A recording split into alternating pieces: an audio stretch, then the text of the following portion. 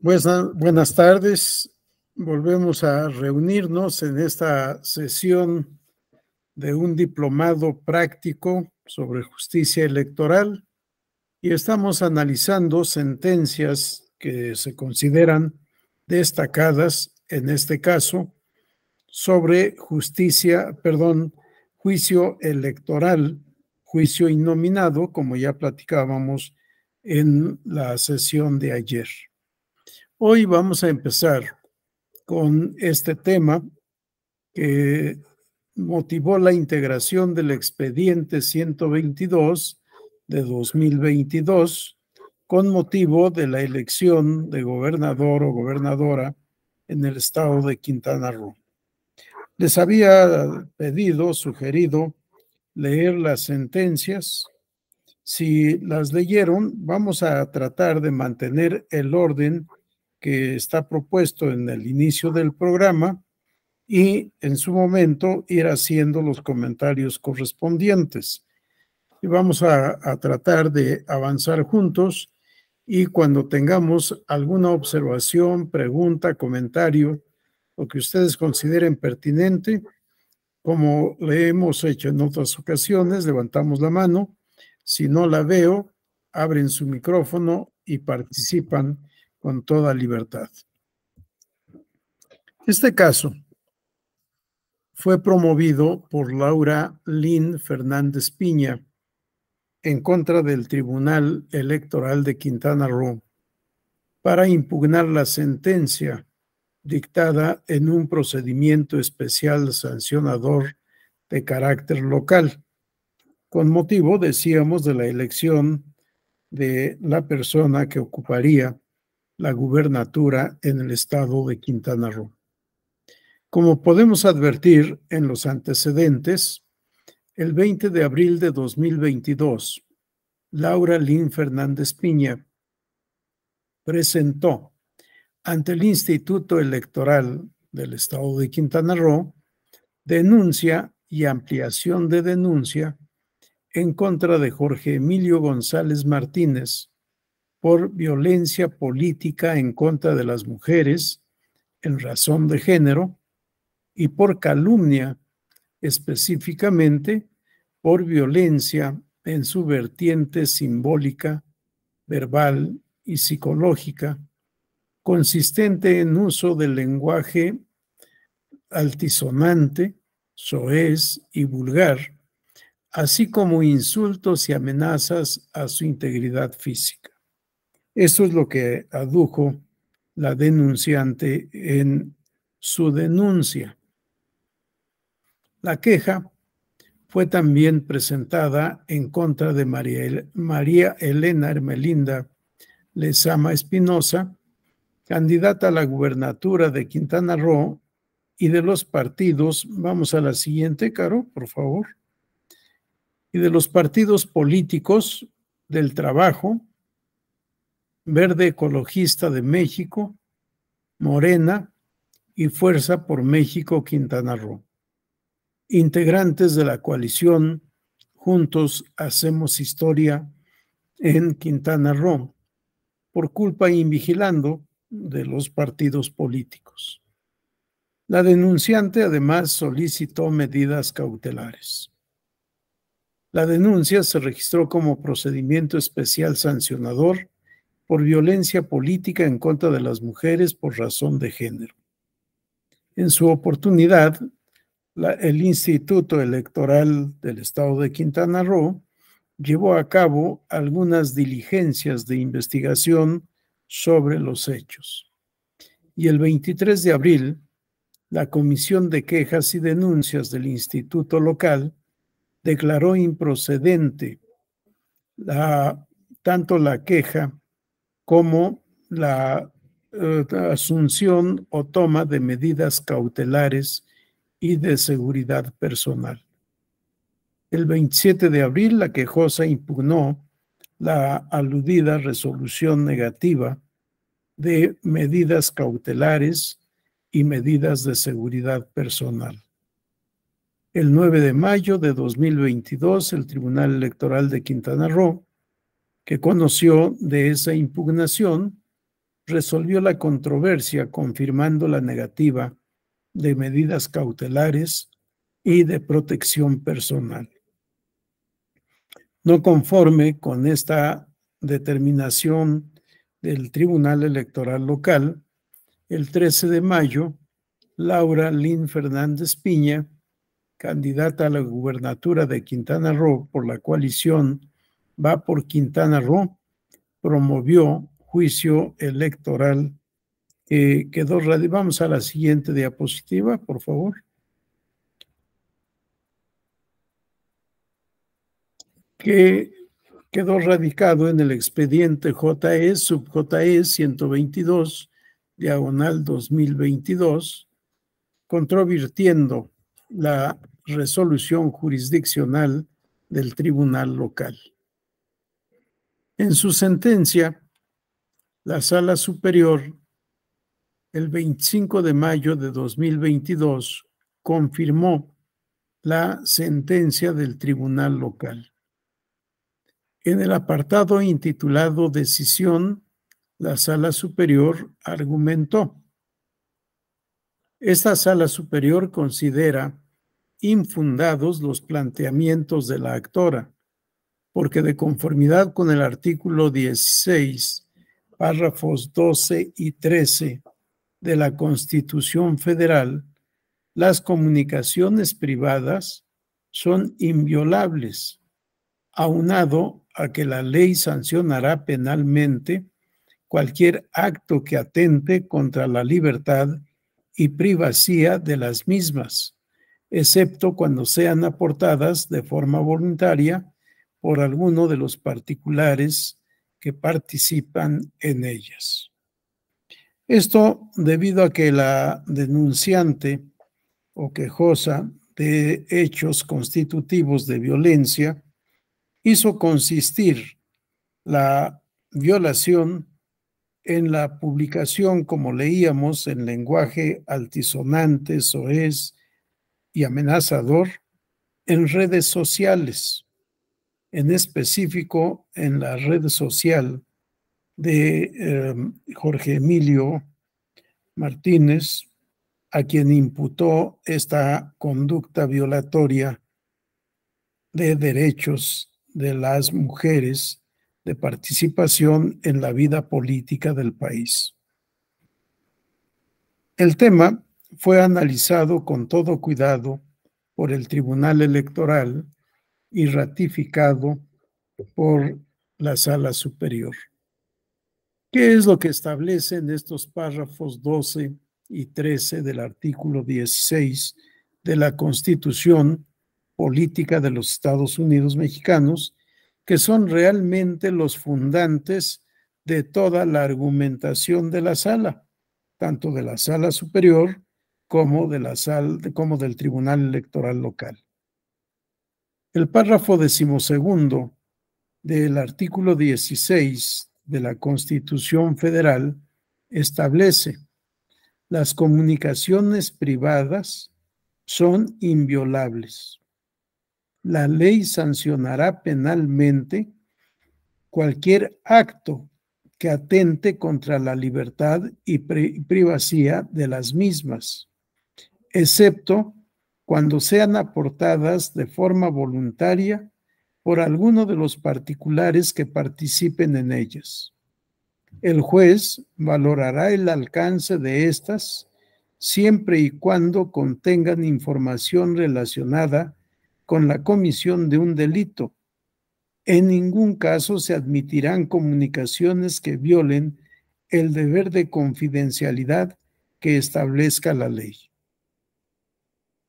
El tema ha sido objeto de estudio, de resolución y de jurisprudencia, tanto de la Suprema Corte de Justicia de la Nación como de tribunales colegiados e incluso en el orden correspondiente por la Corte Interamericana de Derechos Humanos y otros tribunales constitucionales y protectores de derechos humanos. La regla fundamental: las comunicaciones privadas son inviolables. No importa cuál es el medio de comunicación privada. Se ha hecho alusión inclusive al avance de la técnica, de la tecnología y de la ciencia. Se ha aludido a las comunicaciones por teléfono o bien por redes sociales.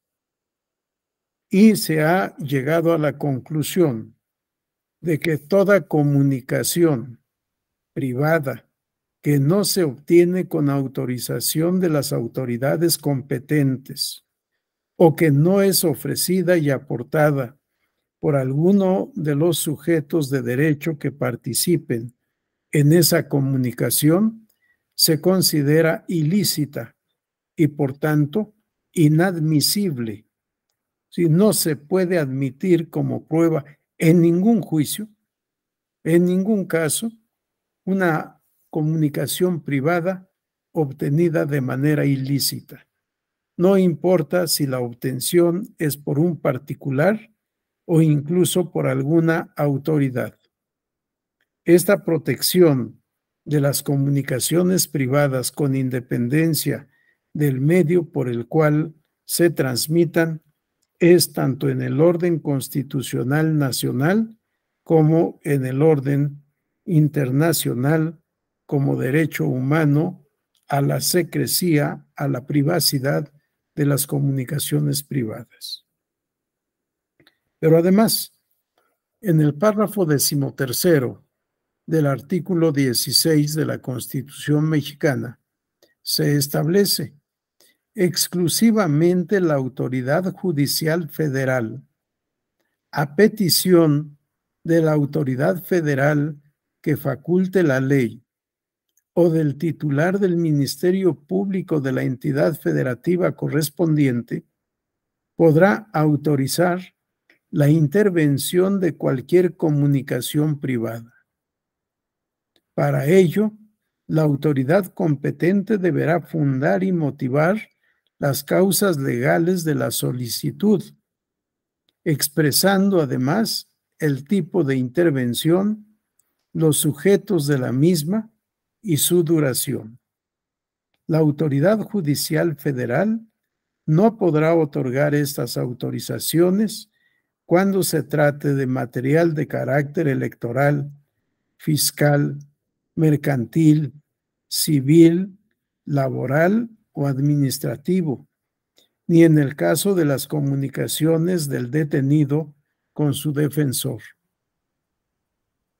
Si lo que tenemos en este párrafo 13º del artículo 16 constitucional es una limitante expresa, tajante, sin excepción, para poder intervenir las comunicaciones privadas. En realidad se reduce solo al ámbito del proceso penal o de las investigaciones en materia penal. Queda excluida de manera literal la materia electoral y las otras materias que hemos escuchado. Si no procede la intervención de comunicaciones privadas en materia electoral. Y en materia penal, tampoco cuando se trata de comunicaciones entre el sujeto detenido o sometido a proceso o a investigación con su defensor. La autorización solo la puede dar la autoridad jurisdiccional federal, a petición de la autoridad competente local o federal, siempre una petición debidamente fundada y motivada, señalando con toda precisión cuál es la materia de la intervención, quiénes son los sujetos de esa intervención y los que van a llevar a cabo la intervención, así como la duración de esta intervención en comunicaciones privadas. Por ello, la Sala Superior fundamenta su resolución confirmatoria de lo resuelto por el Tribunal Local con base en estos párrafos del artículo 16 constitucional fundamentalmente, porque la quejosa lo que ofreció fue una reproducción de comunicaciones aparentemente transmitidas por redes sociales y después transcritas y ofrecidas como prueba, como si fuera prueba documental. Sin embargo, es la reproducción de lo que aparentemente se transmitió por redes sociales, sin que la denunciante hubiera sido parte de esa comunicación por redes sociales, o cuando menos no quedó demostrado que ella hubiera participado y por tanto que como partícipe de esa comunicación hubiera podido aportar la prueba. Este es un tema interesante que abordamos en los diplomados de Derecho Probatorio al tratar el tema prueba ilícita. Es una de las más recurrentes pruebas ilícitas que se tratan en el curso respectivo. No es la única, pero es la más recurrente, la más actual y la que con frecuencia da motivo a argumentos, a controversias y por supuesto a sentencias en la materia. Pero debe quedar claro que este tipo de intervenciones a las comunicaciones privadas no se pueden autorizar en materia electoral. Vamos a la diapositiva siguiente. A ver, perdón, creo que aquí nos faltó.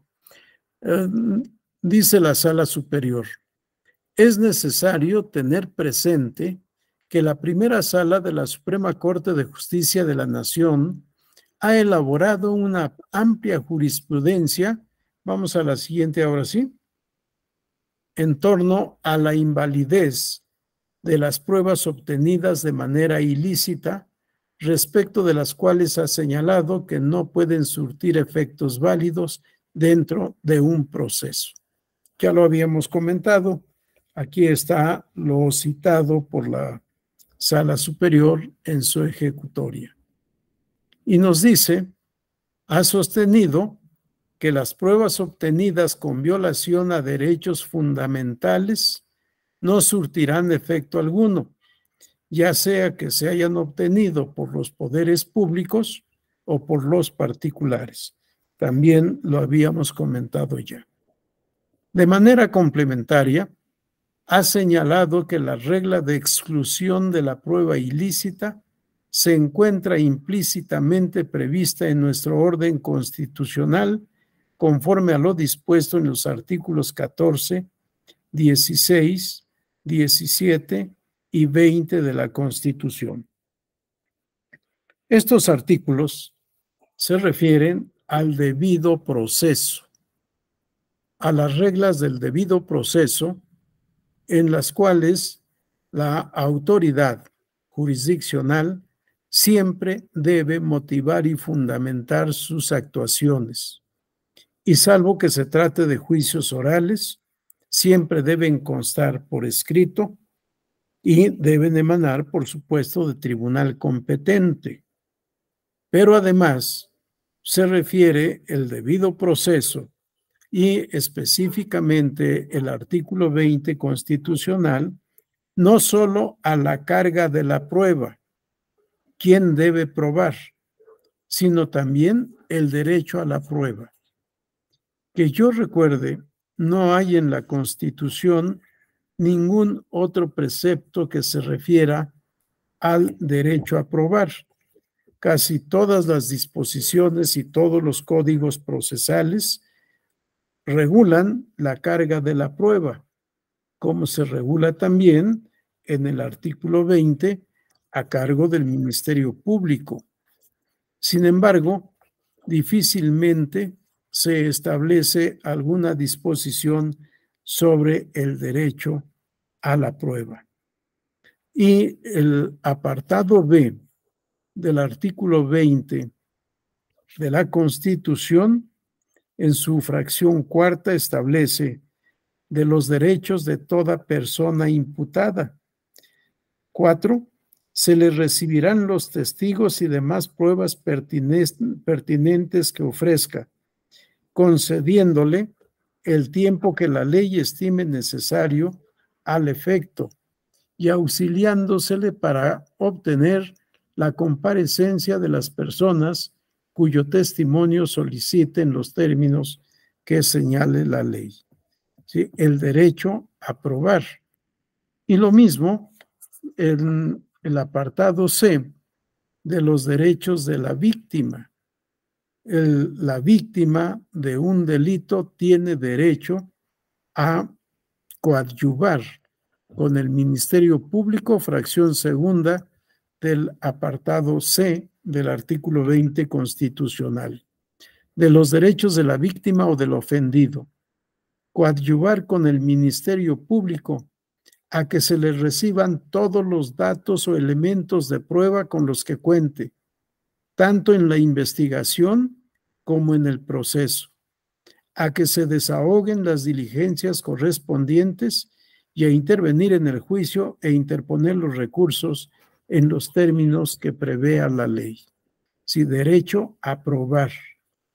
Distinto a la carga de la prueba, que tiene en términos también del artículo 20, apartado A, fracción quinta, el Ministerio Público.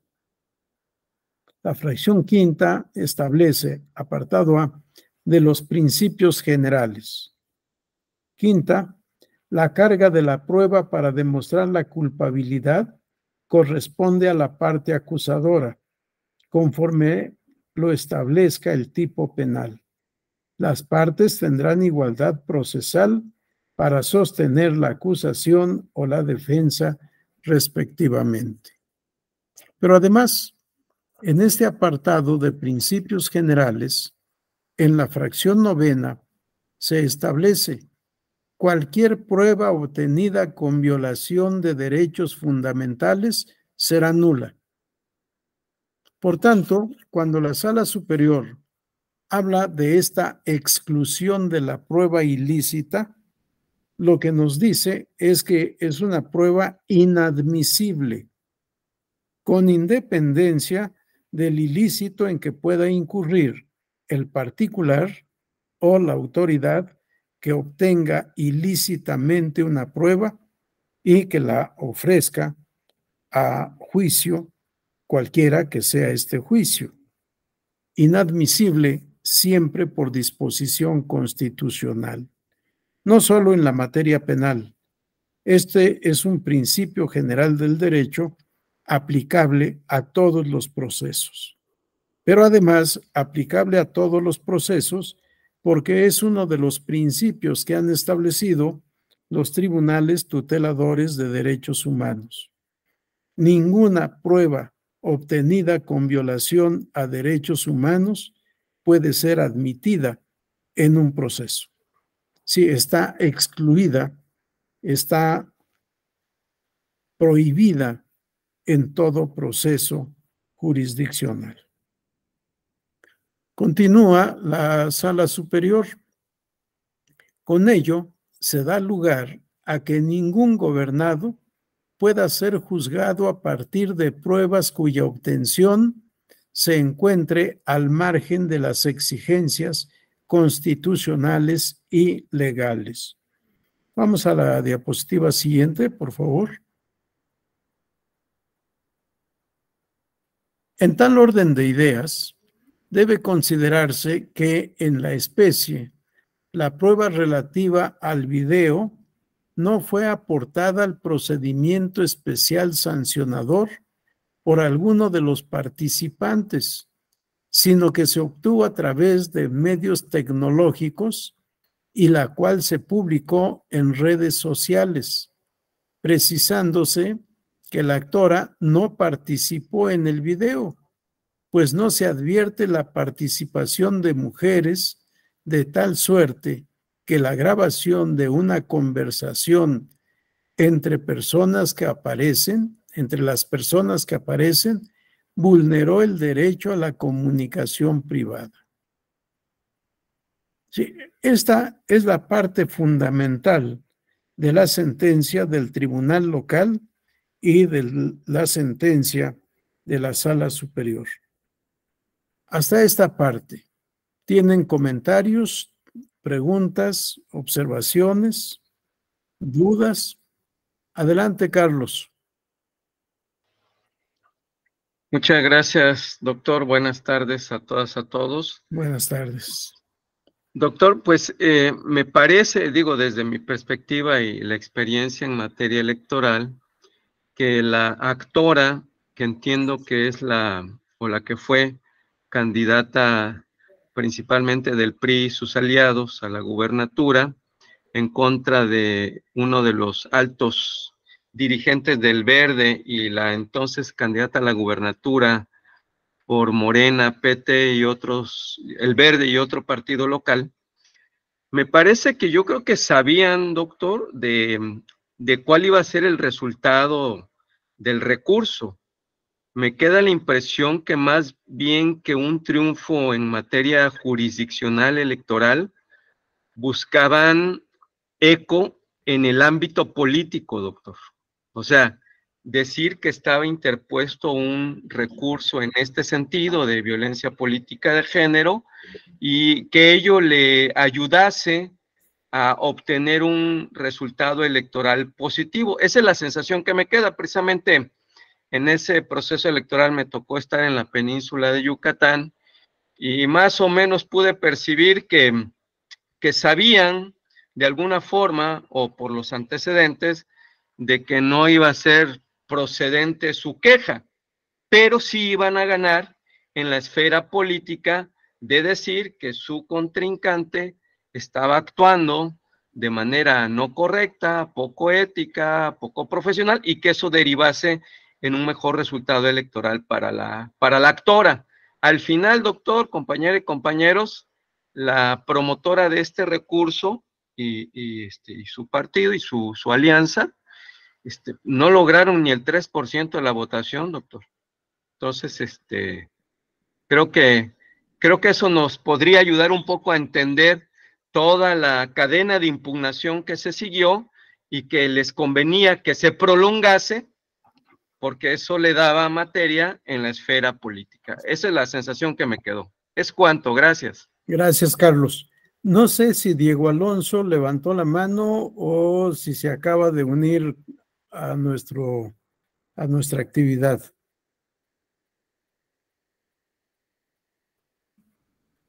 Se acaba de unir, doctor. Gracias, qué amable, Caro. Carlos, me hiciste recordar a un magistrado del Tribunal de lo Contencioso Electoral,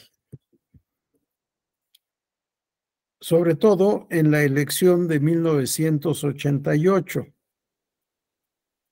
Decía el magistrado, que era además un distinguido procesalista: me queda claro que en todo proceso alguien actúa de mala fe, pero en materia electoral tengo la convicción de que todos actúan de mala fe. Esto es lo que él decía siendo magistrado y siendo un distinguido procesalista.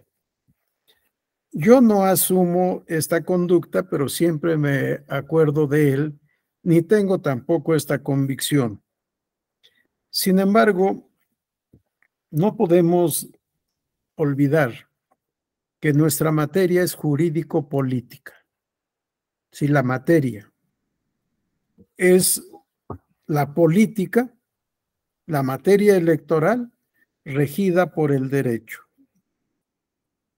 Con la reforma constitucional y la reforma legal de 1977, se repitió después en la reforma de 1986, en la exposición de motivos se dijo: se trata de llevar la materia electoral al cauce del derecho, al ámbito del derecho. Esto nos hace pensar lo que ha sucedido en el transcurso de casi toda la historia electoral de México hasta antes de estas reformas de la década de los 70 y posteriores, que nos dan un panorama totalmente distinto. La materia electoral era para los políticos y de los políticos. Tan es así que el sistema de recursos electorales se preveía y se regulaba, se resolvía por los propios órganos electorales. No había un órgano imparcial que resolviera los medios de impugnación. No podemos pensar que fuera órgano imparcial la Comisión Federal Electoral, que con diferente nombre surge a partir de la reforma de 1946. Si era presidida por el secretario de Gobernación, obviamente dependiente del presidente de la República. La materia electoral era un acto de autoridad del Poder Ejecutivo, era un acto de gobierno, pero más que de gobierno, un acto administrativo federal. Es hasta años recientes, no tengo en este momento en mente la fecha exacta, cuando se le considera, como actualmente está, un acto del Estado, como una función del Estado, en la que concurren los tres poderes y actualmente los órganos con autonomía constitucional, como es el Instituto Nacional Electoral, los institutos electorales locales y los tribunales electorales locales. Entonces, todo se regía por criterios políticos. Y actualmente no podemos descartar, no podemos perder de vista este aspecto político. ¿Cuántos medios de impugnación se promueven solo con fines políticos, tratando de buscar la cobertura jurídica a su pretensión?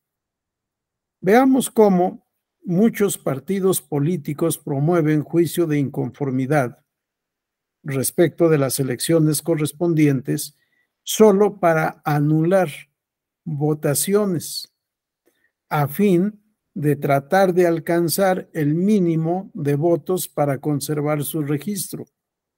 Y hay partidos políticos que lo han dicho expresamente en sus demandas, cosa que me parece un descuido de los abogados descubrir cuál es la finalidad, cuál es la intención de su impugnación. Pero lo que dices, Carlos, seguramente así fue. Yo no vi de cerca esta elección. Yo estaba un poco retirado de la materia desde el punto de vista práctico, por respeto a las instituciones, y solo la había seguido desde el punto de vista académico. Pero me queda claro que en nuestra materia todo está combinado en política y derecho. Por eso también la expresión que muchas veces se ha dicho, se ha dado, no siempre con razón, de querer ganar en los tribunales lo que no se ganó en las urnas. ¿Sí? No podemos perder de vista este aspecto, esta argumentación. ¿Qué fue lo que pasó aquí? No lo sé, pero no dudo que haya habido parte de lo que dice Carlos en esta impugnación. Sí, puede ser. Tampoco puedo descartar de manera absoluta que el denunciado no haya dicho lo que aparentemente dijo. No puedo afirmarlo, pero tampoco puedo descartarlo de manera total. ¿Por qué? Porque lo que sucedió jurídicamente, procesalmente, es la inadmisión de la prueba con fundamento constitucional, lo cual es totalmente correcto. Y les decía, no solo en el ámbito nacional, no solo en el ámbito electoral. Ya vimos cómo la Sala Superior invoca la jurisprudencia de la Corte Suprema de Justicia de la Nación, y en su estudio, en el fondo de toda la sentencia, vamos a encontrar citas también de la Corte Interamericana de Derechos Humanos y de otros tribunales. ¿Sí? No es un principio rector del proceso que rija solo en México, sino en todo el mundo. Las reglas del debido proceso y la exclusión o inadmisión de prueba ilícita obtenida con violación a derechos humanos rige en todo el planeta. También los tribunales tuteladores de derechos humanos de Europa y de África, no he visto si en Asia existe o no, pero en Europa, África y América rige el mismo principio. Gracias por la observación, Carlos. Si alguien tiene algún otro comentario, alguna otra observación, adelante. Bien, el otro argumento que hizo valer la actora fue violación al principio de exhaustividad que le imputó al Tribunal Electoral local por no haber analizado otros elementos de prueba y por no haberse ocupado de otros conceptos de agravio. Y nos dice la Sala Superior con relación a la violación al principio de exhaustividad. Esta Sala Superior considera infundados los motivos de inconformidad, porque la actora parte de la premisa incorrecta de que, en el caso, opera la reversión de la carga de la prueba, cuando lo cierto es que, dada la particularidad consistente en que el medio de convicción se obtuvo de forma ilícita, entonces, por consecuencia, el tribunal responsable, vamos a la siguiente diapositiva, claro. El tribunal responsable no tenía el deber de atender los referidos planteamientos, por lo que no se actualiza una posible contravención al principio de exhaustividad. Esto porque la actora, de manera hábil, le dijo al tribunal local: ya el Tribunal Electoral del Poder Judicial de la Federación ha establecido jurisprudencia de que en caso de violencia política en contra de las mujeres por razón de género, se revierte la carga de la prueba y es el denunciado el que debe demostrar que no cometió la conducta ilícita que se le está imputando. Aunque se ha hablado de reversión de la carga de la prueba, en el caso de violación, de violencia política en contra de las mujeres en razón de género, yo realmente lo que considero no es tanto la reversión de la carga de la prueba, sino que existe una presunción jurisdiccional e incluso legal de que lo que afirma la víctima de la violencia política es cierto, sin presunción de certeza. Por tanto, el que es denunciado por esta conducta de violencia política debe demostrar que su actuación ha sido conforme a derecho. Esto derivado de la doctrina jurisprudencial de la Corte Interamericana de Derechos Humanos, al señalar que es el Estado el que tiene todos los elementos para poder demostrar que la actuación de sus agentes ha sido conforme a derecho, en tanto que la víctima difícilmente va a tener posibilidad de demostrar de manera fehaciente, con pruebas directas, que fue víctima de violación de derechos humanos. Se parte de la presunción de que dice la verdad y el denunciado es el que tiene que demostrar que su conducta es conforme a derecho. Y en materia de violencia política en contra de las mujeres, partimos de una presunción similar.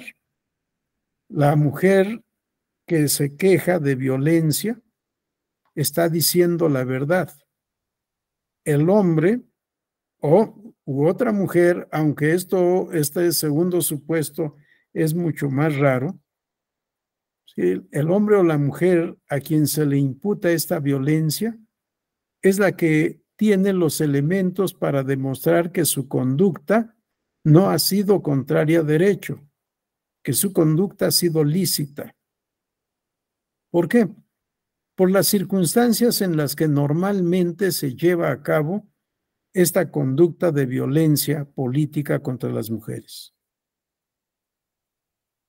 Claro, puede quedar prueba de ello.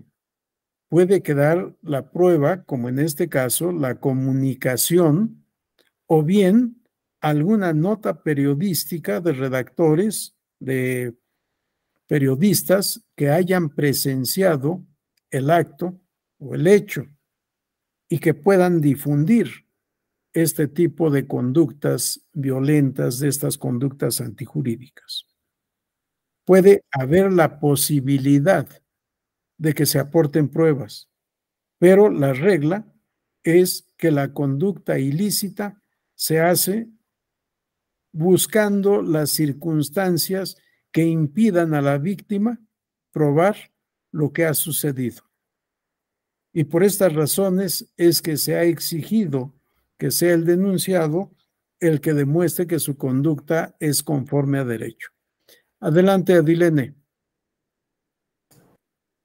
Gracias, doctor. Buenas tardes a todos. Buenas tardes. Quería preguntarle en estos procedimientos, ¿cómo ven en este tema que habla de la reversión de la carga, la interpretación que se le debería de dar, que nos comenta? En el caso que no contesta, ¿no?, el denunciado y la autoridad pues ya le tiene por perdido su derecho de aportar pruebas, ¿no? O al menos esa tiene la consecuencia cuando le dicen, no, pues si no contestas en el plazo que te corresponde, pues puedes hacer más manifestaciones en los alegatos, pero pues ya no vas a presentar pruebas. Mi punto va hacia, si no se ve por parte de la víctima como parcial hacia la otra parte, si la autoridad, pese a que perdió el denunciado su derecho, recaba pruebas que él solamente tiene. Por ejemplo, me estoy refiriendo a una autoridad que diga, no, pues me negó pagos y demás, y que la sustanciadora le requiera, no, pues quiero tus gastos de tal fecha a tal fecha, con la intención de saber si es cierto que pagaste o no ese dinero. Hablando, no sé, en un caso así como de un ayuntamiento, donde la víctima sea una regidora y esté acusando al presidente municipal de que por motivos de género le están reteniendo, por ejemplo, sus pagos. En eso, digo, si no contestó en su momento el denunciado, si el hecho de que la autoridad siga buscando información, si no es en perjuicio de la víctima. Correcto, gracias, Adilene. El tema que estás planteando también se ha tratado como violencia política en razón de género por el trato discriminatorio de no pagarle la remuneración que corresponde o por no pagarle lo correspondiente, sino menos, o de no otorgarle las prestaciones que se les otorga a otros servidores públicos que están en similares circunstancias. Y como son hechos negativos, pues puede no poder probarlos la víctima, aunque también se puede probar lo positivo. ¿Qué es lo que me están pagando? ¿Qué es lo que sí me están dando? ¿Y qué es lo que no me están dando? Uno de los aspectos fundamentales es, a los demás les dan vales para gasolina y a mí no me dan. Y ahí es un hecho negativo que definitivamente no se puede probar de ninguna manera para la víctima. Solo por poner un ejemplo. La autoridad que conoce de esta queja o denuncia tiene que llevar a cabo diligencias porque aunque la carga de la prueba corresponde a la autoridad denunciada, si no contesta a tiempo, es una conducta antijurídica justamente de defensa. Si no me defiendo, como no se pueden presumir ciertos los hechos y pierdo la oportunidad de probar, dejo sin elementos probatorios a la denunciante o quejosa. Sí, por tanto, de acuerdo a las reglas del debido proceso, las reglas del debido proceso no son aplicables única y exclusivamente a los auténticos procesos. Sí, para mí proceso solo se da en el ámbito del derecho procesal, solo ante la autoridad jurisdiccional. Aquí lo que tenemos son procedimientos, y así los denomina también la ley, procedimiento especial sancionador. Todo problema de violencia política contra las mujeres en razón de género se deben de seguir como procedimientos especiales sancionadores. Si el denunciado deja de contestar y deja de aportar pruebas, deja en estado de indefensión a la quejosa. Entonces decía, de acuerdo a las reglas del debido proceso, corresponde a la autoridad llevar a cabo las diligencias de investigación y efectivamente, en el momento en que le requiere las pruebas de que sí ha cumplido, de que sí ha pagado lo que debe pagar, le está dando oportunidad al denunciado de demostrar que ha actuado conforme a derecho, pero también está protegiendo el derecho de la mujer denunciante de obtener una resolución favorable. No hay rompimiento del principio procesal de igualdad, ¿sí?, sino el cumplimiento de los deberes discrecionales de la autoridad en materia probatoria. Sí, no solo el tribunal o la autoridad, en este caso de procedimiento, no solo debe ser el ente pasivo que nos han enseñado en el derecho procesal, ¿cómo se denomina esta tendencia? ¿Alguien se acuerda? Que se me olvidó a mí la palabra. ¿Qué es lo que quería referir? La calificativa o la calificación del proceso, distinto al proceso controversial, al proceso dispositivo, perdón. En el proceso dispositivo, que ha sido el que tradicionalmente hemos vivido, el tribunal es el tercero imparcial inamovible. Solo tiene que recibir lo que las partes digan, ofrezcan y aporten y resolver con eso. Sí, la famosa expresión de que la sentencia debe ser conforme a lo alegado y probado en juicio. No, actualmente en el proceso actual, tutelador de derechos humanos, el juez tiene una función activa también en materia probatoria, lo que conocemos tradicionalmente como diligencias para mejor proveer, o bien en la literatura más reciente, tratado como facultades discrecionales del tribunal en materia probatoria.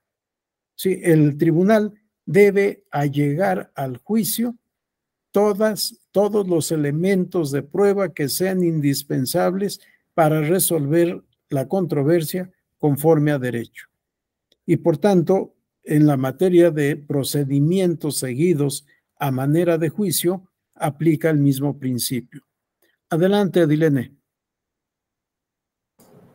Sí, nada más para acotar en la misma, es que no sé si me expresé bien en la primera oportunidad. Partiendo de esa presunción de veracidad de los hechos que refiere la víctima, no sé, hay corrientes que lo estaban interpretando como reversión de la carga de la prueba.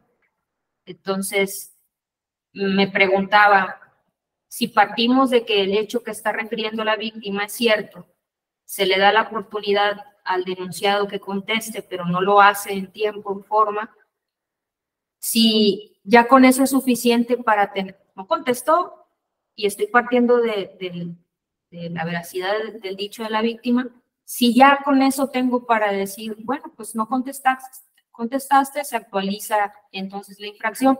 Si el hecho de que no tomar en cuenta ese razonamiento y decir, bueno, no me lo diste en la contestación o no referiste, pero yo como autoridad investigadora tengo la posibilidad de recabar pruebas, te requiero a ti como autoridad que tienes esa prueba en tu poder para que me la des. Entonces, me preguntaba si esa decisión de pedirle como una diligencia para fortalecer la investigación, si eso no es en perjuicio de la víctima, en el sentido de que se le diera una nueva oportunidad a la autoridad de poder probarlo. Porque en un primer paso, pues no contestó y dice la víctima, pues yo ya, quiere decir que ya es cierto lo que yo dije, ¿por qué tienes que irlo a constatar otra vez? Es por ahí va mi inquietud. Sí, acuérdense lo que les dije. Sí, yo soy el que sostiene que hay una presunción de veracidad de lo dicho por la víctima. Lo que el tribunal ha dicho, hay una reversión de la carga de la prueba. Y a partir de esta reversión de la carga de la prueba, es que si el denunciado no aporta pruebas, debe el tribunal o la autoridad tramitadora del procedimiento especial sancionador que llevar a cabo labores de investigación. E incluso así se establece en la ley. La autoridad debe investigar para conocer la verdad de los hechos. Pero además, en la materia procesal actual, ya también estamos caminando hacia esa verdad. El tribunal debe investigar la verdad de los hechos, sin no conformarse con lo que digan las partes, sino tratar de llegar al conocimiento de la verdad de los hechos controvertidos y por tanto debe llevar a cabo esas diligencias para mejor proveer. Si dejamos que solo lo que la víctima dijo, estaríamos dejando en estado de indefensión a el denunciado, con independencia de por qué no contestó a tiempo. Acuérdense que en esta materia los plazos son brevísimos, 48 horas por regla. Pudo, por alguna razón justificada, no contestar, o pudo, como defensa, no contestar. Para poder dictar una resolución conforme a derecho, el órgano tramitador del procedimiento especial sancionador debe investigar para poder conocer la verdad de los hechos y llegar a la conclusión de si la quejosa o denunciante ha dicho realmente la verdad o no. Sí, en este caso, la Sala Superior consideró que no tenía nada que investigar el Instituto Electoral Local y tampoco el tribunal, porque lo único o la única prueba que aportó la denunciante fue una prueba ilícita, una prueba que en principio no se debe admitir, pero además analizó la prueba y dijo de el contenido de esta videograbación no se advierte que la quejosa haya participado. Sí, a pesar de ser una prueba inadmisible, la Sala Superior la analizó y la valoró para poder confirmar la actuación del tribunal local. Sí, el hecho de estas investigaciones son parte de las reglas del debido proceso para poder mantener el equilibrio procesal entre las partes interesadas y sobre todo para poder dictar una resolución conforme a derecho después de haber agotado todas las diligencias que también conforme a derecho se deben llevar a cabo. Sí, pero en todo procedimiento sancionador, especial y ordinario, hay actividades de investigación de esa verdad. conforme a la ley. Si no es algo que determine la autoridad tramitadora que quiera o no hacer. Aquí hay el deber de investigar sobre los hechos motivo de la denuncia. No sé si haya quedado contestada tu pregunta u observación, Adilene. ¿Sí? Correcto. ¿Alguna otra intervención? Adelante, Adilene. Sí, nomás una nota fuera de extrajurídica. Sí. Lo que sí es que una actuación es más complicado ya en sede jurisdiccional, regresar un expediente para reponerlo, para aclarar los hechos en no favor a la víctima. Es menos, digamos, ¿cómo se le puede decir? ¿Menos común o menos frecuente? Sí, o sea, es que se puede malinterpretar que aunque sea por la verdad de los hechos, que es más bien que quieres exculpar al denunciado. Pues. O sea, que no es, digamos, del agrado, pues, en este caso de las víctimas. O sea, que nunca lo van a ver como algo, pues, estrictamente legal, pues. Eso por un lado. Y por otro, creo, no sé qué percepción tenga, se me hace que están un poco más las salas regionales, sus criterios más amplios en esta materia, que están más estrictos en sala superior. ¿Cómo ve usted eso? A ver, ¿en qué parte? Los de materia de violencia. Sí, pero no entendí la pregunta, Adilene. En lo último. Sí. Que me ha tocado ver resoluciones de salas regionales un poquito más amplias en cuanto a el tema de violencia en la investigación, más a favor hacia a la víctima, en el sentido de hacer diligencias reforzadas o términos de ese tipo, cuando sala superior, por ejemplo, este asunto se ve un poquito más imparcial o no tan del lado de la víctima. O sea, se ve más como dispositivo, como sí, mencionaba usted hace unos momentos. Sí, si revisamos las distintas sentencias de la sala regional especializada, sí, en el orden federal, vamos a advertir que con frecuencia ha devuelto los expedientes a la Unidad Técnica de lo Contencioso Electoral para llevar a cabo otras diligencias de investigación.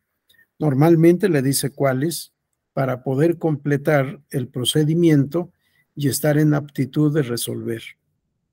En cuanto al criterio de salas regionales y sala superior, no olvidemos que todos los magistrados, todas las magistradas son autónomas. No dependen de magistradas y magistrados de sala superior. Que cada uno tiene su propio criterio y de acuerdo a ese criterio sustentado en derecho, pueden dictar sus resoluciones, quizá, como dices, más favorables a la presunta víctima y que sala superior sea un poco más estricta en requerir el cumplimiento de pruebas, de diligencias probatorias, etcétera. Yo no he hecho ese comparativo, sinceramente, pero si así fuera, qué bueno. Sí, porque hay un tribunal o tribunales regionales que son más laxos, quizá más tuteladores de los derechos humanos y la sala superior un poco más estricta. O quizá al revés. Si revisamos toda la jurisprudencia de la sala superior en materia de violencia política en contra de las mujeres por razón de género, vamos a encontrar criterios sumamente interesantes, muy importantes, que han ampliado este universo de la posible violación o violencia de política en contra de las mujeres en razón de género. Sí, sería bueno, voy a tratar de alguna vez hacer este comparativo que dices y ojalá podamos intercambiar opiniones. Pero si fuera como tú dices, qué bueno que sea así, que haya tribunales más tuteladores y tribunales más estrictos. Al final de cuentas, todos están en el contexto del derecho dictando sus resoluciones. Y también para eso es la última instancia. En materia jurisdiccional, la interpretación y la integración de la ley es un tema muy, muy importante, en donde está de por medio, por supuesto, la responsabilidad de los jueces. Y aunque sean más laxos, estoy seguro que magistradas y magistrados de salas regionales han actuado todos en el contexto del derecho. El cambio de criterio o la diferencia de criterios no implica necesariamente que uno esté equivocado. Cuando yo era magistrado y hablaba con magistrados o de salas regionales o de tribunales locales, les decía, el hecho de que nosotros modifiquemos o revoquemos sus sentencias no implica necesariamente que tengamos razón. Quizá los que están en lo correcto son ustedes, pero desafortunadamente en todo sistema procesal hay una última instancia que es la que define la controversia de manera definitiva e inatacable. Somos la última instancia, pero quedamos sometidos todavía a la instancia de la academia. Y quizá los académicos digan que lo correcto es lo que dijo el tribunal local o la sala regional y que lo incorrecto es lo que dijo la sala superior. No necesariamente lo que diga la última instancia es lo más adecuado o lo correcto, sino es la última instancia y ahí se acabó. Aunque ahora, por lo que ayer me decían y estoy en esa investigación, la Corte pretende analizar si las sentencias del Tribunal Electoral son o no conforme a derecho. Estoy en esa investigación. Cuando tenga una respuesta les comentaré. Bien, si les parece bien, continuamos con este tema. Creo que nos falta poco para concluir y ver si podemos iniciar el otro tema. Vuelvo a la lectura de la sentencia. Todo lo que está entre comillas es reproducción literal de lo que en la sentencia se sustentó para poder revocar, modificar o confirmar la sentencia del tribunal local. En cuanto a esta violación al principio de exhaustividad que se consideró infundada, nos dice la Sala Superior, para que el tribunal responsable estuviera en condiciones de atender los planteamientos referidos por la parte actora, específicamente los relativos a la reversión de la carga de la prueba y los elementos mínimos para juzgar con perspectiva de género, desarrollados en la jurisprudencia 22/2016 de rubro acceso a la justicia en condiciones de igualdad, elementos para juzgar con perspectiva de género, era por demás necesario que la prueba en comento fuera lícita. Conclusión que la actora no consigue desvirtuar, tal como quedó demostrado en el apartado que antecede. Si para poder juzgar con perspectiva de género y llevar a cabo investigaciones necesarias para poder resolver, es necesario que haya cuando menos indicios de prueba de que lo que dice la parte denunciada es verdad. Si no, no es suficiente con lo que diga el denunciante.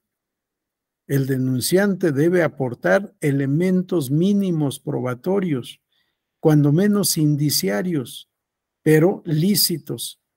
Y aquí el tema fue que la prueba aportada por la denunciante es una prueba ilícita, excluida constitucionalmente de todo proceso. Por otra parte, cabe destacar que si bien la actora refiere que el tribunal responsable omitió considerar la transcripción del contenido del audio del video como un medio de convicción alterno para demostrar la comisión. Vamos a la siguiente, por favor. Para demostrar la comisión de la violencia política en razón de género, lo cierto es que se debe tener presente que tal probanza corresponde al contenido del audio del video denunciado. Sí, aquí estamos ante lo que la doctrina anglosajona ha denominado los frutos del árbol envenenado.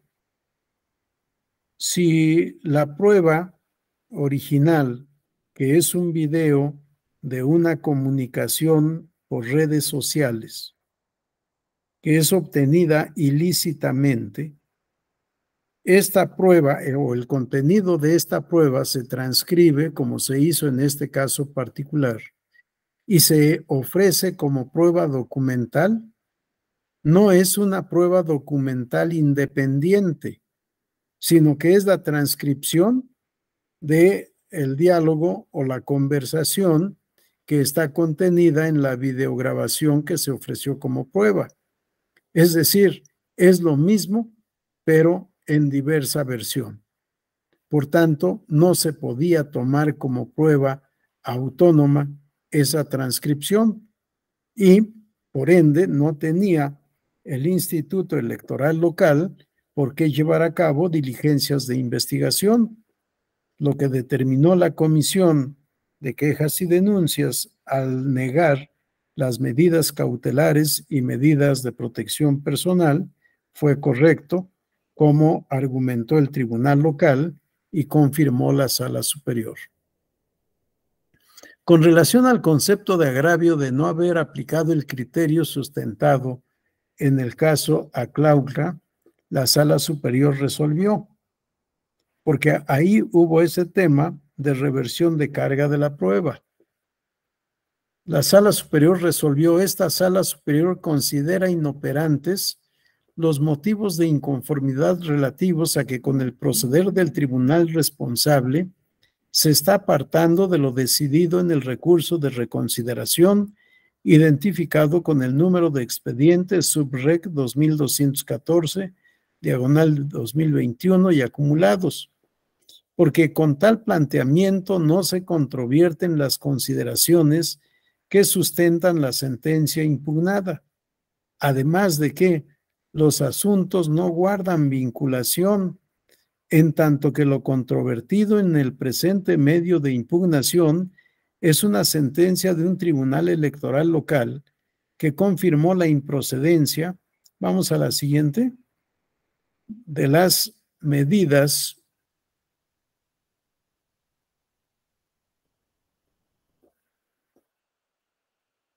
vamos a la siguiente diapositiva, Caro.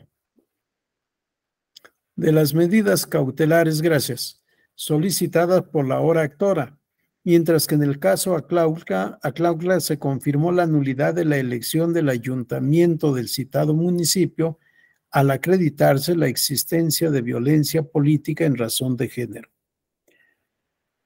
Realmente no hay ninguna relación entre la denuncia que hace la ciudadana, en este caso, la candidata a la gubernatura de Quintana Roo, con el caso Aclautla. No hay ninguna relación. En el caso Aclautla hubo violencia política en contra de las mujeres por razón de género, que quedó plenamente acreditada, con pintas en bardas, con pintas en carteles o no son cartulinas, ¿cómo se llaman estos materiales? En lonas, perdón, y hubo una gran cantidad de pruebas. Lo que no se pudo acreditar es quién llevó a cabo esas conductas, pero quedando acreditada la conducta, violencia política en contra de las mujeres por razón de género, se tuvo por declarada la nulidad de la elección del ayuntamiento. si la violencia política quedó plenamente demostrada. Lo que no se demostró es quién cometió la conducta, pero esto implica que no hay a quién sancionar porque no sabemos quién es el responsable del hecho. Pero el hecho violencia política quedó plenamente demostrado y por tanto se declaró la nulidad de la elección. Aquí no hay prueba alguna de esa violencia política. No se podía seguir el criterio de Claucla, que es un caso totalmente distinto. Nos dice la Sala Superior, es decir, en el caso se está ante una determinación derivada de la improcedencia de medidas cautelares solicitadas en una denuncia por violencia política contra las mujeres en razón de género, y no propiamente ante una sentencia de fondo, por lo que corresponderá en todo caso al Tribunal Electoral de Quintana Roo si se actualiza o no la infracción denunciada, motivo por el cual no tiene aplicabilidad el referido criterio, al margen de que si bien en ambos casos se alude a la violencia política en razón de género, lo cierto es que se tratan de temáticas diferentes. Si la Sala Superior hace una diferencia, el fondo de tu denuncia, actora, no se ha resuelto. El tema que ahora conocemos y que controviertes es negativa de medidas cautelares y de medidas de protección personal. Y en esto tuvo razón tanto el Instituto Electoral Local como el Tribunal Electoral del Estado. Cuando se resuelva el fondo de tu denuncia, ya tendrás oportunidad de nueva impugnación. Por otra parte, en cuanto al concepto de agravio por la falta de resolución de las responsables respecto a la culpa invigilando de los partidos políticos, vamos a la siguiente, por favor. Y la responsabilidad de la candidata a gobernadora postulada por la coalición Juntos Hacemos Historia por Quintana Roo, la Sala Superior resolvió. Se considera inoperantes los motivos de inconformidad porque la parte recurrente no controvierte las consideraciones torales de la resolución controvertida, en el sentido de que la materia de estudio era el otorgamiento o no de las medidas cautelares solicitadas, pero no así la determinación de responsabilidad de la candidata a la gubernatura del estado de Quintana Roo, postulada por la coalición Juntos Hacemos Historia en Quintana Roo y de los partidos políticos integrantes de la coalición, en tanto que ello invariablemente corresponde al pronunciamiento de fondo que se dicte en el procedimiento especial sancionador. Así que esto está relacionado con el tema anterior.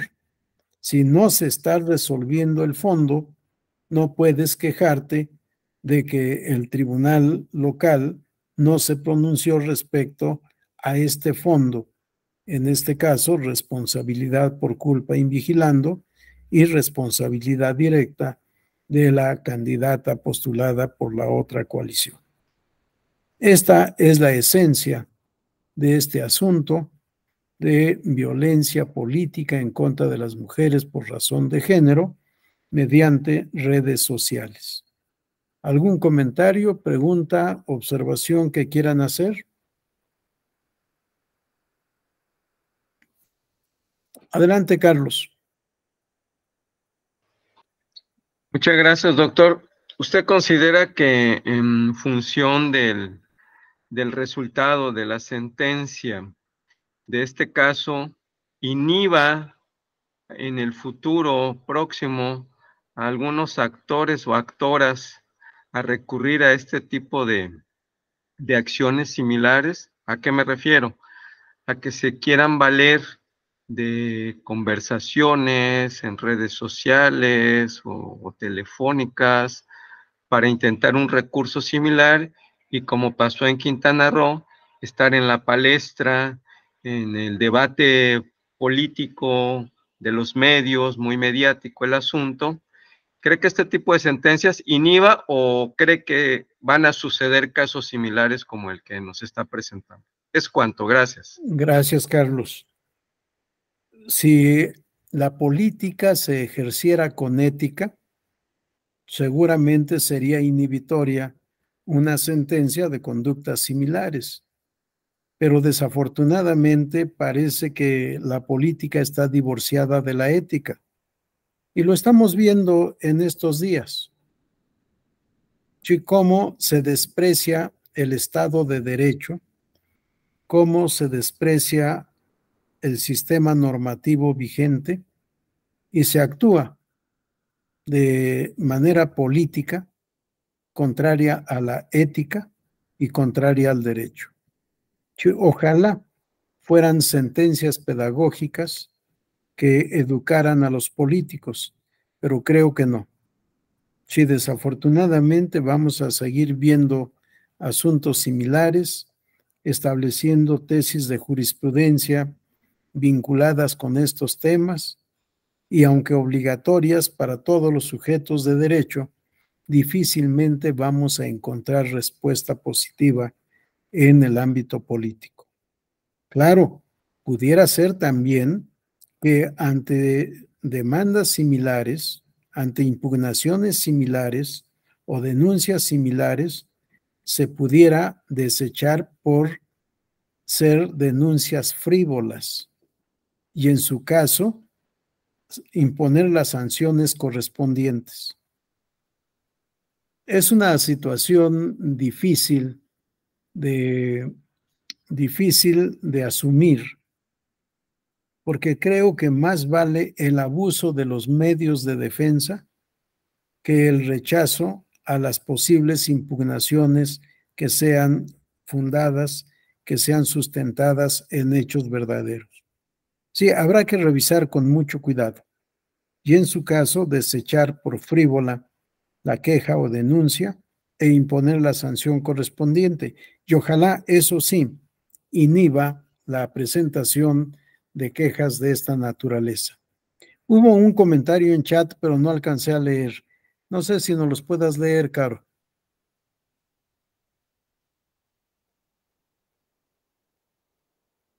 Sí, doctor. Gracias. Antonio Urbina Reyes dice, pues el registro de sancionados no deja de sumar infracciones. Habría que pensar en otro tipo de sanciones. Gracias, Caro. Efectivamente, Antonio, el registro de sancionados no deja de que haya más infracciones.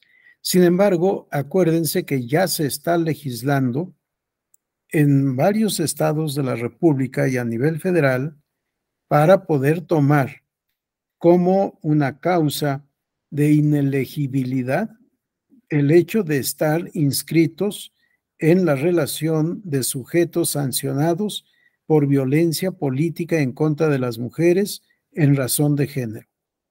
Pero también se está tomando el otro tema que a mí me pareció excesivo, sin embargo ya está en algunas leyes locales, el hecho de ser morosos o incumplidos en materia de alimentos.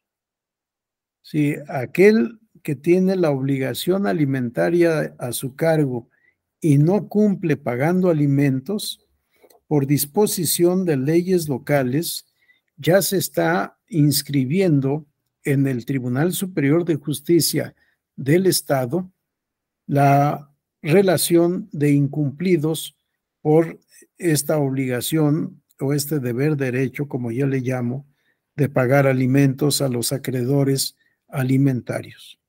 Y se está convirtiendo también, si no mal recuerdo, en Coahuila ya está así, en una causal de inelegibilidad. Y efectivamente lo que nos dijo también alguien más en el chat, el diputado Cuadri está en esta situación, inscrito en la relación de quienes han sido sancionados por violencia política en contra de las mujeres por razón de género.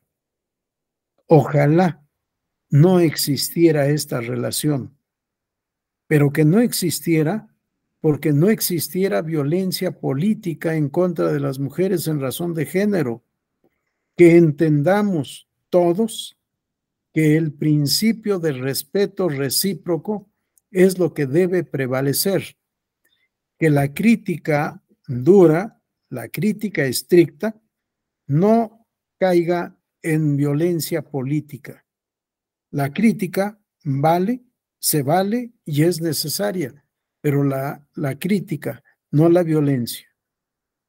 Si todos partimos de este principio de igualdad y de respeto recíproco, que nuevamente, regreso, están vinculados con la ética, otra sería la situación. Pero desafortunadamente, quien recuerda el caso Quadri, y lo vamos a ver también en otro tema, quien recuerda el caso Quadri, pues vemos que esto sucedió en el contexto de la discusión parlamentaria. Sí, qué terrible que el Poder Legislativo, que diputadas, diputados, senadoras, senadores, en lugar de discusiones de altura, caigan en estas escenas que son de pena ajena. Que los vea uno decir lo que en algunos mercados se puede escuchar, pero que en las tribunas que constituyen Cámara de Diputados y Cámara de Senadores jamás se debería oír. Que la discusión fuera legislativa, que fuera ideológica, que fuera programática, que fuera de metas y objetivos en favor del pueblo, no de insultos, no de críticas a la ética o la moral de otros que no tienen cabida en este tipo de recintos y de discusiones. Gracias por el comentario. ¿Alguna otra cosa que quieran comentar, que quieran decir en torno al tema que hemos visto? Como podrán observar, todos los temas son de una alta importancia y desafortunadamente, de vigencia permanente en la materia político-electoral. Ojalá pudiéramos llevar la educación cívica a todos los rincones, cuando menos del territorio nacional, educar a los políticos para que se conduzcan con la altura que deberían de tener en representación del pueblo y no caer en este tipo de conductas que desafortunadamente son cotidianas. Adelante, Carlos. Muchas gracias, doctor. En ese sentido, me parece estar viendo que la Escuela Judicial Electoral está emprendiendo varias acciones para difundir entre los distintos partidos políticos casos de sentencias relevantes, doctor.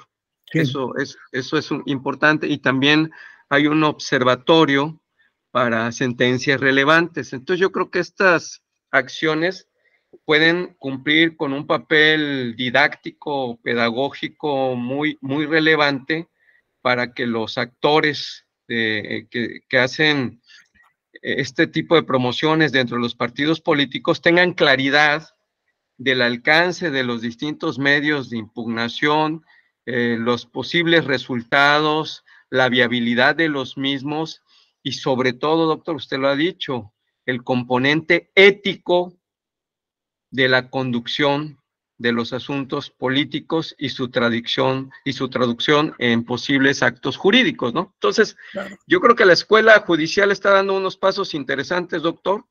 A lo mejor habría que reforzarlo y hacer una especie de acción a otros niveles, con otras instituciones también encargadas de difundir distintas materias de derecho electoral en lo particular, para que esto sea una acción colectiva que cobre más fuerza y le podamos otorgar estos componentes éticos fundamentales, ¿no? Y que también, como usted señala, el caso del debate político en las cámaras, en particular el caso del diputado Quadri, pues que este debate legislativo realmente sea programático, ideológico, de posicionamientos, de proyectos, pero nunca el ataque personal, ni la diatriba, ni la descalificación sin sentido, doctor. Me parece que la escuela judicial está dando pasos importantes, así es que si podemos sumar, adelante, doctor. Muchas gracias. Gracias, Carlos.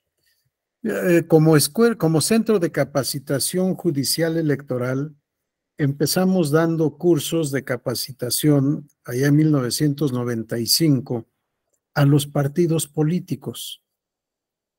Difícilmente algún tribunal imparte cursos para los litigantes, para los justiciables. Así empezamos en 1995, pero en fechas recientes, los magistrados y magistradas de la Sala Superior han propiciado que la Escuela Judicial Electoral celebre convenios con todos los partidos políticos, convenios de colaboración que han firmado magistrados y la directora, la señora directora de la Escuela Judicial Electoral, y así amplios convenios de colaboración para poder llevar estas pláticas, estos diálogos, estos análisis de autocrítica, porque debe servir también no solo para llevar el mensaje que tienen las sentencias vinculantes, sino para escuchar la crítica de los justiciables. ¿En qué no están de acuerdo? ¿En qué tienen otra opinión? Porque pudieran tener razón. Sí, estos convenios creo que darán frutos sumamente importantes y no estamos haciendo más que cumplir lo que nuestro lema nos dice: educamos para la democracia. Sí, educando para la democracia, que es educar en el contexto de un Estado de derecho, en donde todos tenemos que ajustar nuestra conducta al sistema normativo vigente. Y el sistema normativo no solo está en las leyes, no solo está en la Constitución, en nuestra materia también en los reglamentos, también en los acuerdos, también en los convenios, obviamente en los tratados internacionales, en la jurisprudencia de los tribunales internacionales tuteladores de derechos humanos, en la jurisprudencia nuestra de los tribunales electorales locales y federal, y, por supuesto, en los convenios que celebran los partidos políticos. Y por encima de todo, los principios generales del derecho, que rigen toda nuestra vida, toda nuestra actuación. Yo espero que estos convenios, que no solo son con los partidos políticos, sino con universidades, tanto públicas como privadas, nacionales y locales, puedan traer como consecuencia una mejor actuación política, ético-política y ético-jurídica, porque el derecho se debe ejercer con ética también, sustentados o buscando sustentar mejor nuestro sistema democrático que mucho nos ha costado conquistar. Empezó para mí en 1977 con esa reforma, con las reformas de 1986 y luego las posteriores que nos han dado el sistema actualmente vigente, que ojalá se perfeccione y no se destruya como se pretendía con la reforma de diciembre de 2022 y la reforma de marzo de 2023.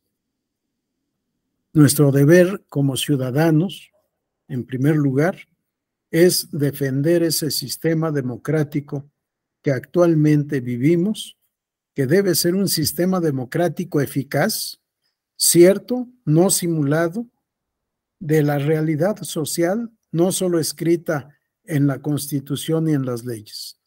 Y eso depende de la ciudadanía en general, que todos participemos en la materia electoral. No es justificado que de cada 10, 5 vayan a votar y 5 se abstengan, con o sin razón.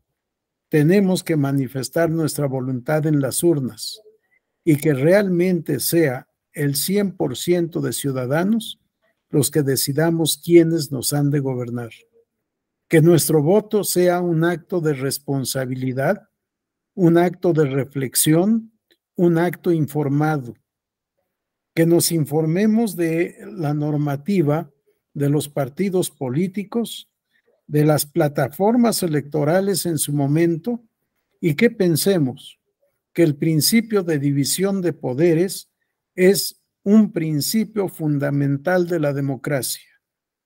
El poder legislativo debe ser un poder plural, en donde estén representadas todas las corrientes de opinión.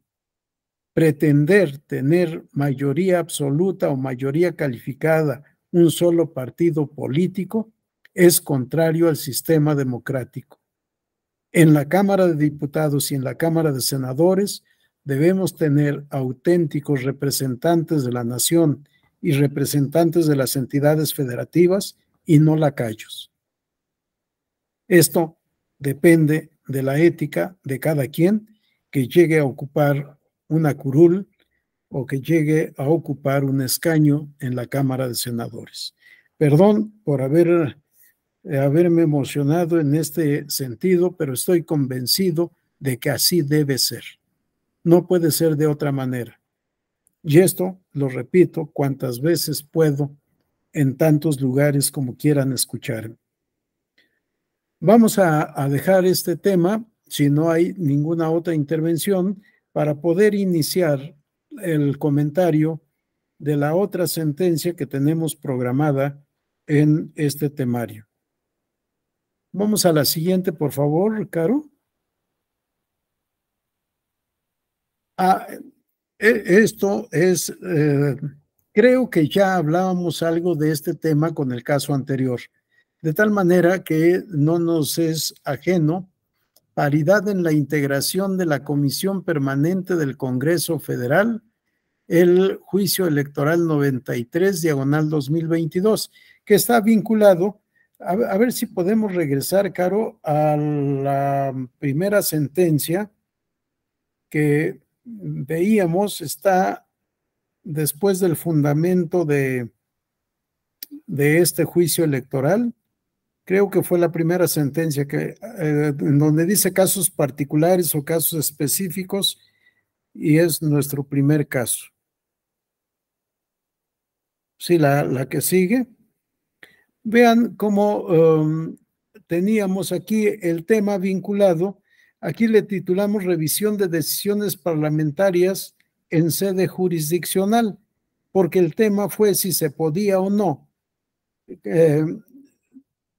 conocer y resolver controversias que surgen de la organización y funcionamiento del Poder Legislativo Federal. Pero el caso es similar al del 93, en cuanto que fue la queja de Ivonne Araceli Ortega Pacheco por no haber sido tomada en cuenta para la integración de la comisión permanente, aunque aquí el tema fue si podía o no se podía, primero, conocer de este tipo de controversias, y luego, si tenía razón o no, la demandante y el diputado que coordina la fracción parlamentaria de Movimiento Ciudadano. Vamos ahora nuevamente, Caro, a donde estábamos, que es la integración paritaria de la Comisión Permanente del Poder Legislativo Federal. Ahí. En este caso, la actora fue Elizabeth Pérez Valdés, diputada federal por el PRD, y demandó el 3 de mayo de 2022, aduciendo vulneración a su derecho de ser votada en su vertiente de acceso y ejercicio del cargo. La responsable, Cámara de Diputados del Congreso General, y el acto impugnado, el acuerdo de 28 de abril de 2022, por el que la Cámara de Diputados aprobó la integración de la Comisión Permanente del Congreso de la Unión sin respetar el principio de paridad de género, porque la designación de diputados fue 15 hombres, 4 diputadas, para integrar el total de 19, que forman parte de la comisión permanente. Y en cuanto a suplentes, fueron 13 hombres y 6 mujeres para integrar esa comisión permanente. El tema se dio solo en el contexto de la Cámara de Diputados. Y aquí, ante el caso que veíamos de que la Sala Superior se ha tomado la atribución de conocer de asuntos vinculados a la organización y funcionamiento del Poder Legislativo Federal, el Congreso General contestó al tribunal con una reforma a la Ley General del Sistema de Medios de Impugnación en materia electoral. Agregó un inciso H al artículo 10 de la Ley General del Sistema de Medios de Impugnación en materia electoral para establecer la improcedencia de los medios de impugnación en materia electoral cuando el acto controvertido fuera un acto del Congreso General, de cualquiera de sus órganos, ya sea Cámara de Diputados, Cámara de Senadores, Comisión Permanente o cualquier otra comisión. La Sala Superior determinó inaplicar esta norma constitucional porque la consideró desproporcionada, irrazonable, inconstitucional, inhibitoria del acceso, del derecho humano de acceso a la impartición de justicia eficaz. Vamos a la siguiente diapositiva, por favor.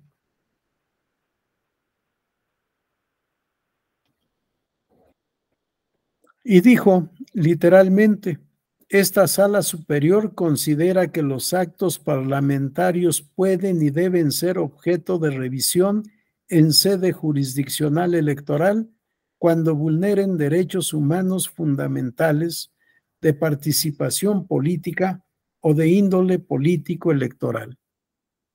La Sala Superior se ha pronunciado por la protección de esta autonomía, para lo cual consideró que correspondía al ámbito exclusivo del derecho parlamentario el conjunto de normas relacionadas con las actividades internas de los órganos legislativos, así como su organización, funcionamiento, división de trabajo, ejercicio de atribuciones, derechos y obligaciones de quienes los integran, así como las relaciones entre los grupos parlamentarios y la designación de integrantes de los órganos.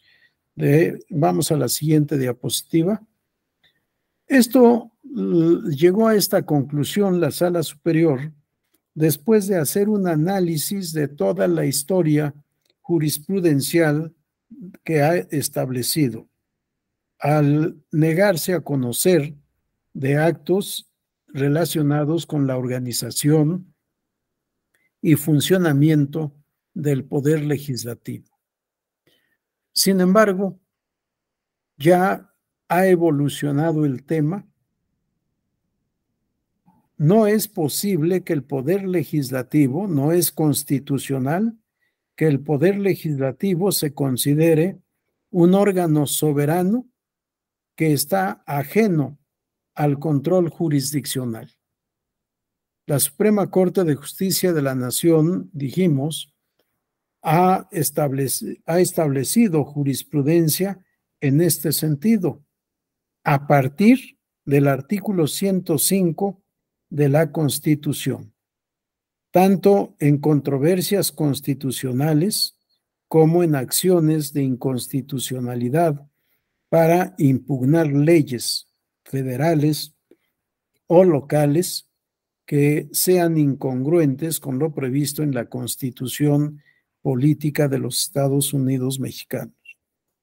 Pero además, tanto en la doctrina del derecho parlamentario y derecho constitucional de otros países, se ha establecido la procedibilidad del control de constitucionalidad de la actuación de los órganos del poder legislativo. Y los tribunales constitucionales europeos y americanos, especialmente el alemán, el austriaco, el español y en América el colombiano, han establecido esta procedibilidad del control jurisdiccional en la actuación del poder legislativo. El derecho parlamentario actual no es el mismo derecho parlamentario de décadas o de siglos anteriores. También el poder legislativo está sujeto al principio de juridicidad, al principio de constitucionalidad y de convencionalidad, y por tanto su actuación puede ser del conocimiento de los tribunales constitucionales. En México, Suprema Corte de Justicia de la Nación o Tribunal Electoral del Poder Judicial de la Federación. Y así se razonó en este caso, en el juicio electoral 93, en el que se inaplicó el inciso H del artículo 10 de la Ley General del Sistema de Medios de Impugnación en materia electoral.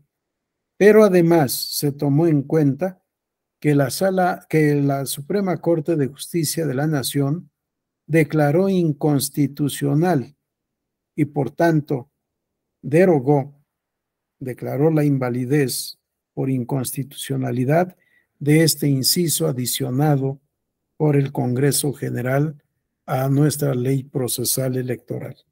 Vamos a la siguiente diapositiva, por favor. Vamos directamente a la controversia de fondo. Con independencia de los actos controvertidos, en la sentencia de fondo la Sala Superior precisó que solo resolvería sobre la vulneración al principio de paridad. Vamos a la siguiente, por favor. En la integración de la comisión permanente, no así sobre el incumplimiento de la diversa sentencia, porque aquí se aducía también incumplimiento a la sentencia que ya mencionábamos en nuestra primera sesión, similar a este caso. Y en esta sentencia ordenó integrar la comisión permanente en atención al principio de máxima representación efectiva con base en el criterio de proporcionalidad. Este tema de incumplimiento de sentencia, dijo la Sala Superior, sería motivo del incidente o los incidentes correspondientes.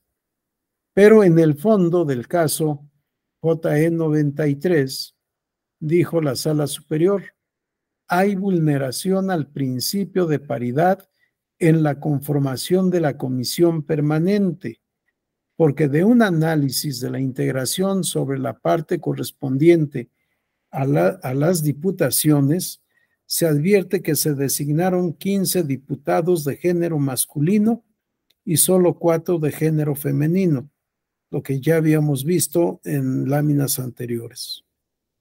En el apartado correspondiente a la justificación de la tesis sustentada, entre muchos otros argumentos, la Sala Superior manifestó: esta Sala Superior considera que el principio de paridad en modo alguno se debe agotar en la integración de la Cámara de Diputados. Vamos a la diapositiva siguiente. Sino que se debe extender, expandir, ampliar, proyectar o reflejar en todos los órganos del Estado y particularmente en las diputaciones que integrarán la comisión permanente, por ser este un órgano sustantivo que ejerce facultades del Congreso de la Unión en pleno. Existe norma constitucional y convencional que ordena que la participación política de las mujeres y el acceso a las funciones públicas del Estado, así como la integración de los órganos estatales, se haga de manera paritaria. Al considerar fundado el concepto de agravio expresado por la actora, la Sala Superior dictó sentencia favorable para los efectos siguientes. 1.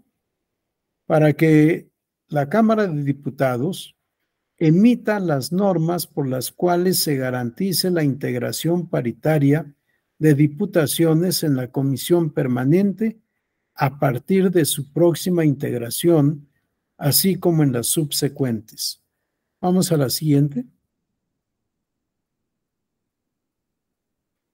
2.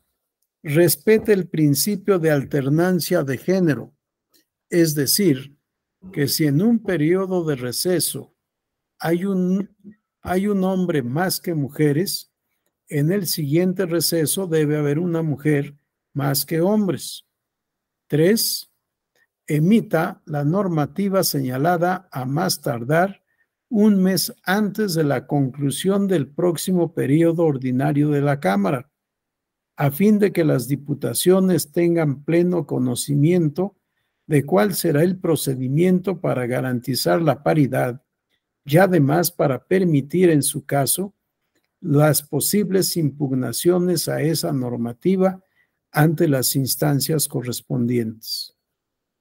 Lo anterior, en el entendido que actualmente no es posible ordenar a la Junta de Coordinación Política y a la Cámara la reposición del procedimiento de elección de diputaciones que integrarán la comisión permanente, porque para ello resulta necesario que primero se emita la normativa correspondiente ordenada por esta Sala Superior. Como podemos advertir, la Sala Superior consideró fundada la pretensión de la diputada. Consideró que efectivamente se cometió violación al principio de paridad de género, que ya es una norma constitucional para todos los poderes del Estado e incluso para la integración de los órganos con autonomía constitucional. Sin embargo, para no invadir funciones, le ordenó a la Cámara de Diputados que establezca la normativa que considere pertinente, la normativa que considere adecuada para respetar este principio y norma constitucional de paridad en todo, incluida la integración de la comisión permanente, en este caso particular, en la designación de diputadas y diputados que tendrán esta responsabilidad. A ver, ¿nos lees, por favor, Caro, el mensaje que nos mandaron por chat? Sí, doctor. Gracias. Tengo un mensaje de Carlos Oropesa que dice, como es el caso del diputado federal Gabriel Cuadri. Sí, ese fue del anterior. Y de Adeline Montoya, sus Sí. efectos no fueron relativos. A ver, ¿los efectos no fueron relativos o los efectos fueron relativos? A ver, Adilén va a hacer uso de la palabra, así que nos dirá verbalmente lo que quiso, lo que envió por escrito. Adelante, Adilén. Gracias. Sí, pues era en relación a los alcances que estaba describiendo de los efectos. Es decir, me refiero, si la resolución no está diciendo que a la persona actora sea la que se le dé la oportunidad de integrar directamente su calidad de mujer, sino que se está, igual que en el otro caso, previendo para el futuro y no solamente el beneficio para ella en lo particular, sino para pues el género femenino. A eso me estaba refiriendo. Correcto, Adilén. Es cierto, pero en la propia sentencia se dijo, creo que no leí esa parte o no la transcribí, no recuerdo exactamente, en la propia sentencia se dijo, si bien el efecto de la sentencia debería de ser declarar fundada la pretensión y ordenar que la actora sea incorporada a la comisión permanente, No se puede dar esta orden porque lo que estamos diciendo es que la Cámara establezca las normas para poder respetar el principio de paridad de género. Al no existir todavía las normas, no las podemos aplicar. Si dejemos que sea la Cámara de Diputados, en su facultad de autorregulación, la que establezca las reglas. Y una vez establecidas las reglas, vigilaremos que su aplicación sea puntual. Sí, por eso esta variante que tiene la sentencia de la Sala Superior, que me parece un acto de, perdón que use esta palabra, un acto de caballerosidad entre autoridades. Si es cierto, no cumpliste esta regla que ya está en la Constitución, pero expide tú mismo las reglas que se deban aplicar para poder cumplir, ya no en esta, sino en la siguiente, porque de lo contrario, la sentencia no debería de ser en el sentido de incorpora a la actora. Si el tema es paridad de género, habría que decirle, de los 19, designa a 10 mujeres y a 9 hombres. ¿Por qué? Porque tradicionalmente han sido los hombres los que forman parte de la comisión permanente. Entonces, para empezar desde ahora, en el otro sentido, de que las que no han estado en esta actividad estén en mayoría, siendo número non, designa 10 diputadas y 9 diputados. Pero, ¿bajo qué reglas?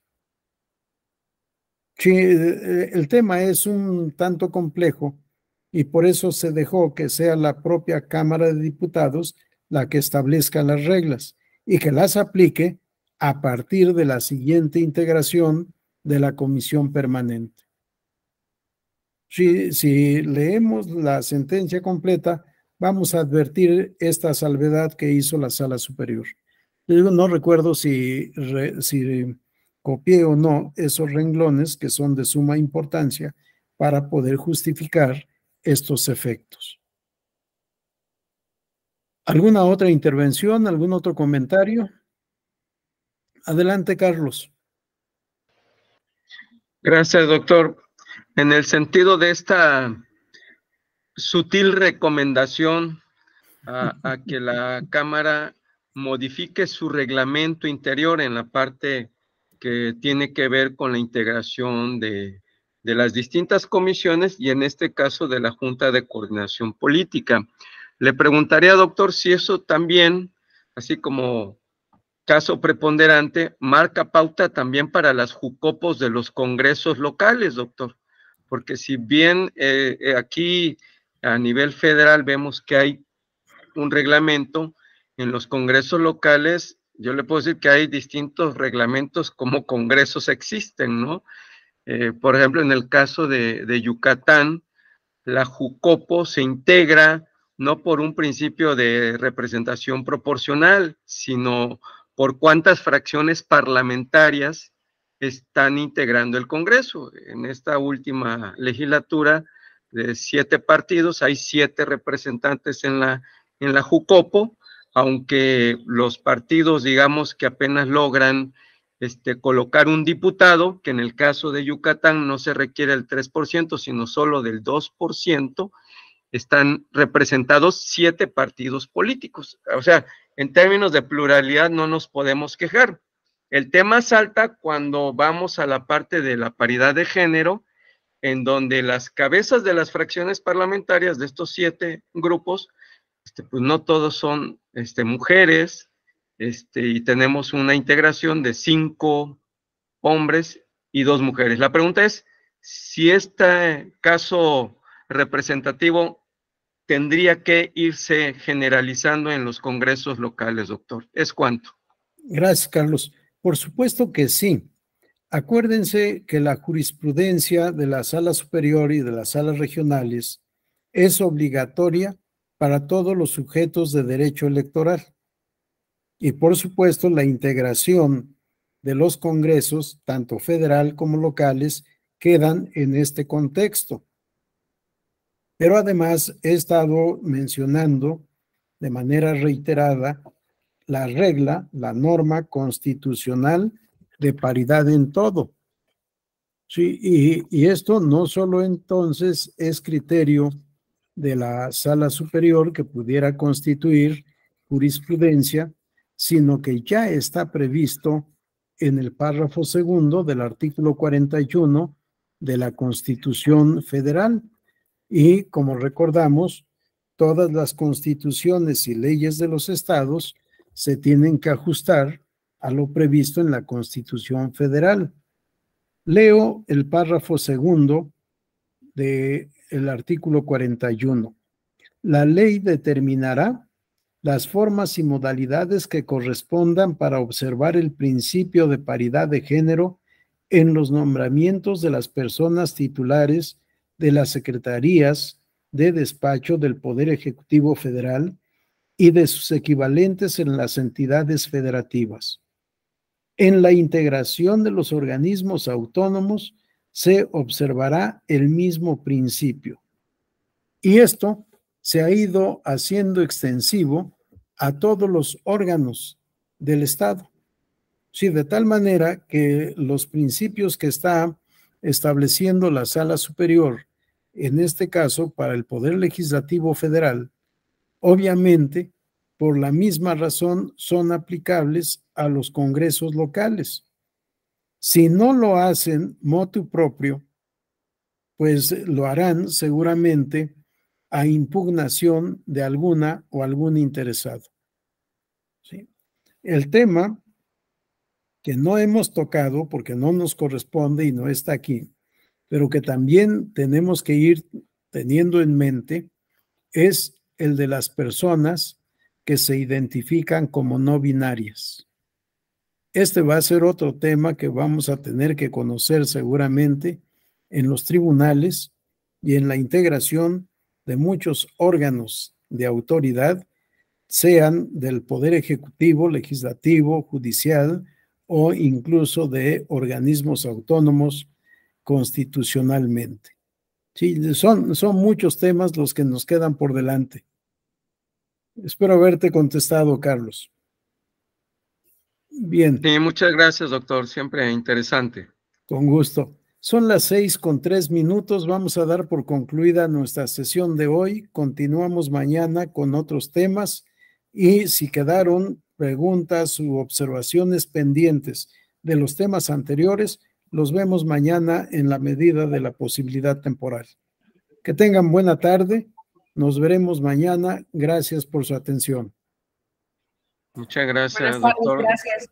Saludos, compañera y compañeros. Hasta mañana. Hasta mañana. Gracias, Caro. Un placer, doctor. Hasta luego todos. Buenas tardes.